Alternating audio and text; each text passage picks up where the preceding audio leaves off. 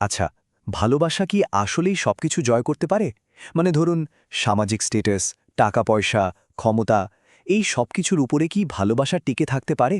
চলুন তো এই প্রশ্নটার উত্তর খোঁজা যাক এক অসাধারণ বাংলা রূপকথার মধ্যে দিয়ে। এই গল্পের একেবারে কেন্দ্রে আছে একটা অদ্ভুত কন্ট্রাস্ট। মানে একদিকে ভাবুন, একজন রাজকন্যা যার চারপাশে শুধু সোনা দানা আর প্রাচুর্য, কিন্তু মনটা যেন একটা সোনার খাঁচায় বন্দী। আর ঠিক তার উল্টো দিকে পথের এক ভিখারি, যার কাছে কিছুই নেই, কিন্তু জানেন তার আত্মাটাই ছিল তার সবচেয়ে বড় সম্পদ। তো এই দুই ভিন্ন পৃথিবীর মানুষের দেখা হবে কিভাবে? তাহলে চলুন গল্পের এই দুই মেরুর সাথে একটু পরিচিত হওয়া যাক।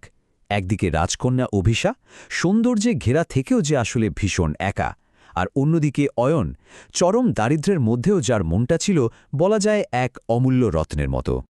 এই যে মল্লা রাজ্যের রাজকন্যা অভিশা, তার দুনিয়াটা ছিল সোনায় মোড়ানো, আর নামদাক সে তো ছিল আকাশ ছোঁয়া।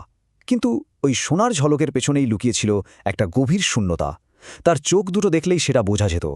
নামে তিনি রাজকন্যা, কিন্তু আসলে স্বাধীন ছিলেন না। আর ঠিক ওই রাজ্যেরই গেটের বাইরে ছিল অয়নের দুনিয়া। হ্যাঁ, তার পরনে থাকত ছেঁড়াফাটা পোশাক, কিন্তু ভেতরের মানুষটা ছিল একদম খাঁটি, অমলিন। তার সম্পদ বলতে কি ছিল জানেন? শুধু একটা নির্মল হাসি, আর সেটাই সে সবাইকে বিলিয়ে দিত। তো কি হতে পারে যখন এই দুই একেবারে ভিন্ন জগতের মানুষের পথ এক হয়ে যায়? একটা সাধারণ দেখা, হ্যাঁ, একটা সাধারণ দেখায় যে কিভাবে ইতিহাসের মোড় ঘুরিয়ে দিতে পারে। চলুন সেটাই দেখা যাক। ঘটনাটা ঘটল একদিন সকালে। সবাই যখন রাজকন্যাকে দেখে ভয়ে সম্মানে মাথা নিচু করে নিচ্ছে, তখন অয়ন কিন্তু তা করল না। সে সোজা রাজকন্যার চোখে চোখ রেখে এমন একটা প্রশ্ন করে বসল যা এর আগে কেউ কোনোদিন করার সাহস পায়নি।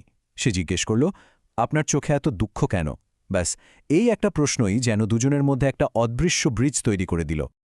ভাবুন তো একবার অভিশার কথা। তার জন্য এটা ছিল বিরাট এক ধাক্কার মতো। জীবনে এই প্রথমবার কেউ তার রূপে মুগ্ধ না হয়ে তার ভেতরের মানুষটাকে দেখতে চাইল।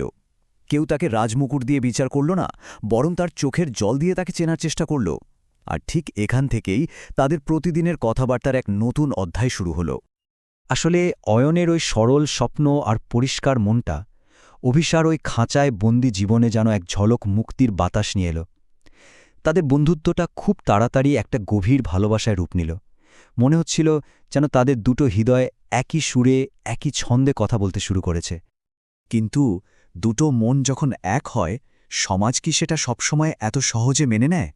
না, তাদের এই পবিত্র ভালোবাসাটাই রাজ্যের সবার চোখে একটা নিষিদ্ধ ব্যাপার হয়ে দাঁড়াল। আর এখান থেকেই শুরু হলো তাদের আসল পরীক্ষা।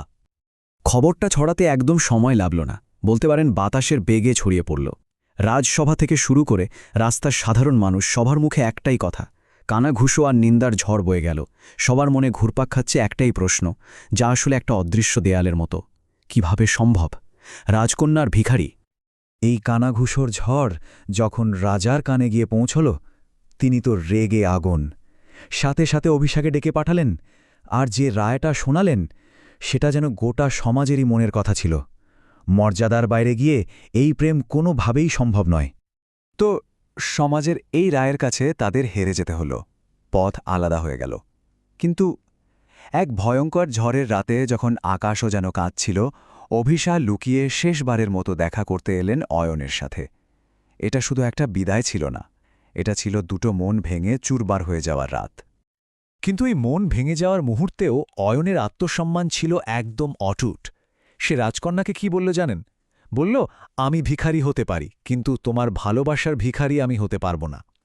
ভালোবাসা যে ভিক্ষা করে পাওয়া যায় না, সেদিন অয়ন সেটা চোখে আঙুল দিয়ে দেখিয়ে দিয়েছিল।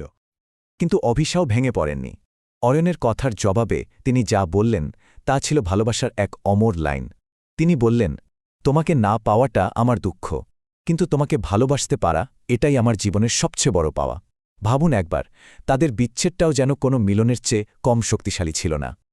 মানুষ তো তাদের বিচার শুনিয়ে দিল, কিন্তু এরপর হয়তো প্রকৃতি তার বিচার শুরু করল।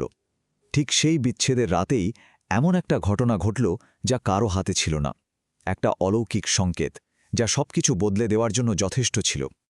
হ্যাঁ, যে প্রকৃতি সেদিন তাদের বিচ্ছেদ দেখে কাঁদছিল, সেই প্রকৃতির ভয়ঙ্কর রূপের মধ্যেই যেন লুকিয়েছিল ঈশ্বরের কোনো এক গোপন ইশারা।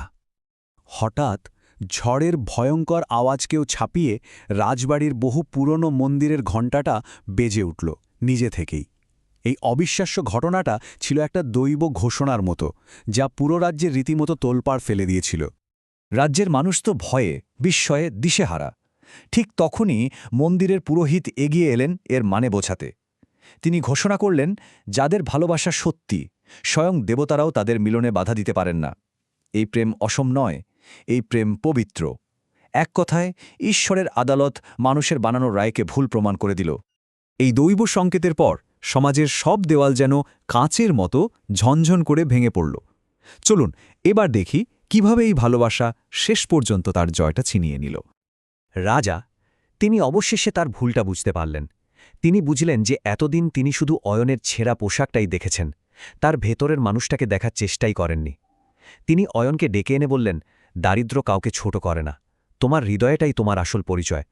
এটা শুধু একজন রাজার ভুল স্বীকার ছিল না, এটা ছিল একটা নতুন যুগের শুরু। আর রাজার এই উপলব্ধিটা শুধু কথার কথা ছিল না। অয়নকে শুধু রাজকীয় সম্মানই দেওয়া হলো না, তাকে রাজ্যের একজন উপদেষ্টা বানানো হলো। আর তারপর এক বিশাল জমকালো অনুষ্ঠানে সেই দুটো মনের মিলন হলো, যে সম্পর্কটা সমাজ একদিন ভেঙে দিতে চেয়েছিল। তাদের এই ভালোবাসা আর শুধু একটা সাধারণ প্রেমের গল্প হয়ে রইল না, এটা রাজ্যের ইতিহাসে একটা কিংবদন্তি হয়ে গেল। প্রজন্মের পর প্রজন্ম ধরে এই গল্পটা মানুষকে মনে করিয়ে দেয় যে ভালোবাসার আসল শক্তিটা ঠিক কোথায়। তাহলে এই রূপকথা থেকে কি শিখলাম? স্ট্যাটাস, পোশাক, এগুলো কিছু না। একজনের হৃদয়টাই তার আসল পরিচয়। আর সত্যিকারের ভালোবাসার সামনে কোনো জাগতিক বাধা, এমনকি দৈব বাধাও টিকতে পারে না। ভালোবাসা নিজেই যেন এক অসীম শক্তি। এটা ভাবার মতো একটা বিষয়, তাই না?